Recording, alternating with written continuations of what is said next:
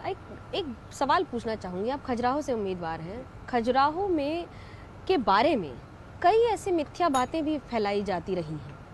आप हमारे ग्रंथों से लेकर सूत्रों तक कैसे देखते हैं इसको? खजुराहो मनुद्या जी, मैं तो आपसे अनुरोध करूंगा कभी आप आएँ और खजुराहो के अंदर आपका आकर के आप देखेंगे वर्ल्ड हेरिटेज है, यूनेस्को साइट है। प्रधानमंत्री नरेंद्र मोदी जी के जो चयनित शहरों में से एक आइकॉनिक सिटी है।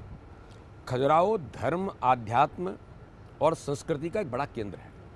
मुझे बताइए कि बूथ स्तर पर क्या ऐसा काम किया था कि 8% वोट विधानसभा में बढ़ गया, और इस बार उसका कौन सा फॉर्मूला लोकसभा में इस्तेमाल किया जाएगा? मनुद्या जी, भारतीय जनता पार्टी मध्य प्रदेश ने जब मुझे जिम्मेदारी मिली, उसके बाद सबसे पहले हमने इसी पर फोकस किया। प्रत्येक बूथ को, जो प्रधानमंत्री बार बार कहते हैं कि बूथ को मजबूत बनाना, अमित शाह जी का एक ही फॉर्मूला है, चुनाव जीतना है तो बूथ जीतना है। पूरे बूथ 64,523 बूथों को डिजिटल बूथ हमने बनाया। आज के नई तकनीक में जो प्रधानमंत्री जी ने, अमित शाह जी ने, नड्डा जी ने जिस बात की शुरुआत की, आज मध्य प्रदेश के 64,523 बूथ डिजिटली इनरोल्ड हैं। क्या ये बात सच है? बीजेपी के नेताओं को मोदी जी से डर लगता है? नहीं, मोदी जी से डर नहीं लगता है। मोदी जी बीजेपी के लिए एक आइडियल लीडर के नाते से भारत की राजनीति में प्रधानमंत्री मोदी जी ने एक राजनीति में नया वर्क कल्चर खड़ा कर दिया, एक नई कार्य संस्कृति जो विकसित की है। आज हमें लगता है कि वो अथक मेहनत और परिश्रम करते हैं। 10 साल में कोई छुट्टी लेने वाला प्रधानमंत्री कौन है भारत के इतिहास में, दुनिया के इतिहास में? आप कई बार मिले होंगे, कोई एक ऐसी बात जो आपको हमेशा याद रहेगी या दिल को छू गई हो? मुझे एक वाकया मैं जरूर आपको बताना चाहता हूँ। मैं जब विद्यार्थी परिषद में काम करता था, मैं फुल टाइमर था, मैं राष्ट्रीय महामंत्री चुना गया था। जलगांव में राष्ट्रीय अधिवेशन था।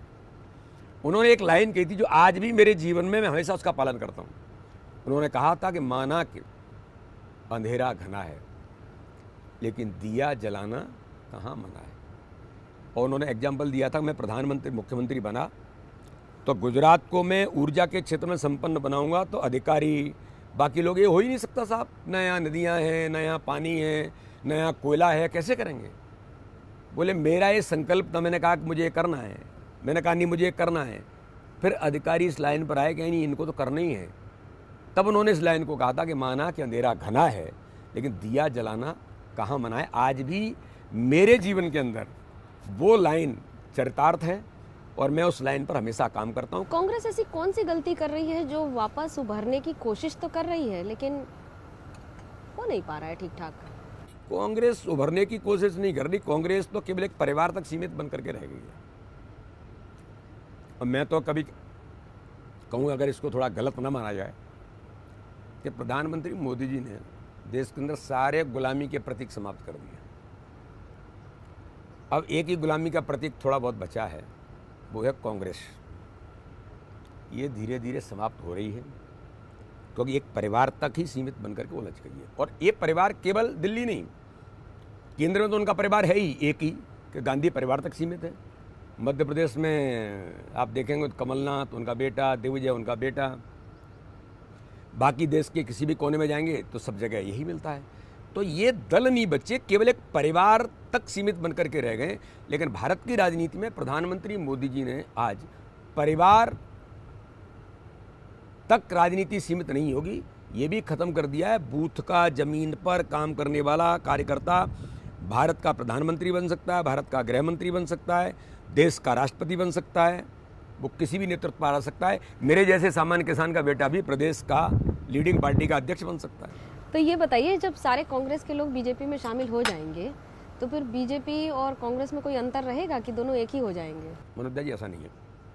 ये बीजेपी जो ज्वाइनिंग लोग कर रहे हैं, प्रधानमंत्री मोदी जी के नेतृत्व में लोगों को विश्वास है एक, और केवल पॉलिटिकल लोग नहीं कर रहे हैं, कांग्रेस के लोग भी कर रहे हैं, अन्य दलों के भी कर रहे हैं।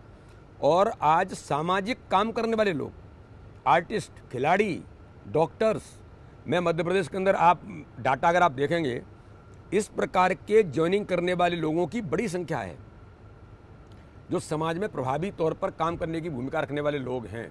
आज प्रधानमंत्री मोदी जी के बारे में तो ये कह सकता हूँ कि ऐसा हो गया जैसे दलगत भावना से ऊपर उड़ गए हों। मोदी जी यानी उन्हें केवल बीजेपी नहीं दिखता, उन्हें मोदी जी दिखते हैं जो भारत को दुनिया के अंदर आज भारत के मान सम्मान के साथ भारत के इंफ्रास्ट्रक्चर से लेकर के हर गरीब के जीवन को बदलने का काम जिस गरीब माँ के बेटे ने इस देश के अंदर किया, उस प्रधानमंत्री के प्रति जनता का विश्वास है। आपकी बार 400 पार कहा है, संभव होगा कि नहीं पता नहीं, लेकिन अगर आप अपनी पंक्तियों में अपने अंदाज में सुना दें तो फिर मैं आगे बढ़ूं।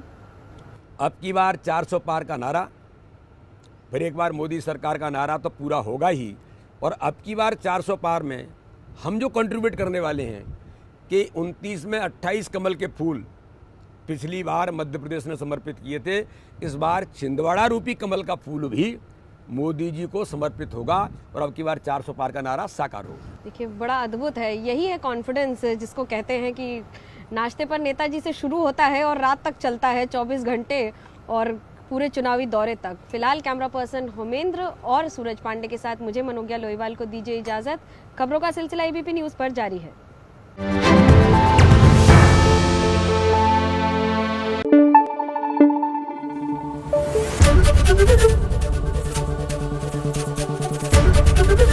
एबीपी न्यूज आपको रखे आगे।